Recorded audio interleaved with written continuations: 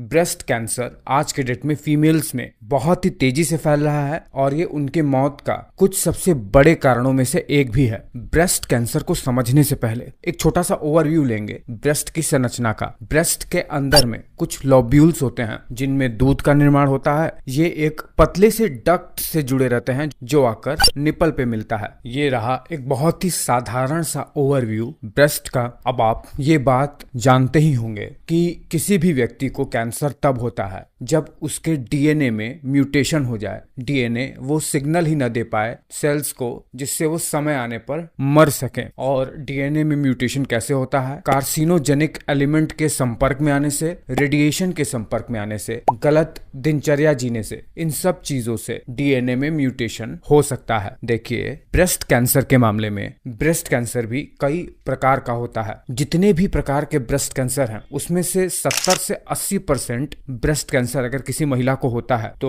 वो होता है उसके इस डक्ट में जो कि लोब्यूल से जुड़ा रहता है और निपल पे आकर खुलता है। और चूंकि ब्रेस्ट में बहुत सारे लिम्फ नोड्स भी होते हैं, पूरी लिम्फेटिक वेसल्स की जाल बिछी रहती है, इसीलिए यहाँ से कैंसर सेल्स माइग्रेट होकर पूरी बॉडी में भी फैलते हैं। इसीलिए इसे इन्वेजिव डक्टल कार्सिनोमा के नाम से हम लोग जानते हैं। दूसरे नंबर पर लगभग 10 से 15% कैंसर किसी भी फीमेल को हो सकता है, तो वो है इस लोब्यूल में होने वाला कैंसर। ये बहुत ज्यादा कॉमन तो नहीं है, पर यहां से भी कैंसर सेल माइग्रेट होकर पूरे शरीर भर में फैल सकते हैं, इसीलिए इसे भी इन्वेजिव लोब्यूलर कार्सिनोमा के नाम से जानते हैं। तीसरे प्रकार से किसी फीमेल को कैंसर हो सकता है उसके स्किन पर। जब कैंसर सेल माइग्रेट होकर ब्रेस्ट स्किन पर आते हैं और स्किन पर इन्फ्लेमेशन होता है, संतरे के छिलके की तरह डिंपल्स बन जाते हैं, जिसे कहते हैं इन्फ्लेमेटरी ब्रेस्ट कार्सिनोमा। चौथे तरीके से ब्रेस्ट कैंसर किसी फीमेल को होता है वो तब जब ब्रेस्ट के सेल्स पर ना तो एस्ट्रोजन के, ना ही प्रोजेस्टेरॉन के और ना ही एक स्पेशल प्रोटीन HER2 के कोई भी प्रोटीन सेल्स में पाए ही नहीं जाते हैं। और एक खास प्रकार का प्रोटीन आ जाता है कैंसर सेल पर जिसके वजह से इम्यून सेल्स इन्हें किल भी नहीं कर पाते हैं। इस प्रकार के ब्रेस्ट में होने वाले कैंसर को ट्रिपल नेगेटिव ब्रेस्ट कैंसर के नाम से हम लोग जानते हैं। और एक ज्यादा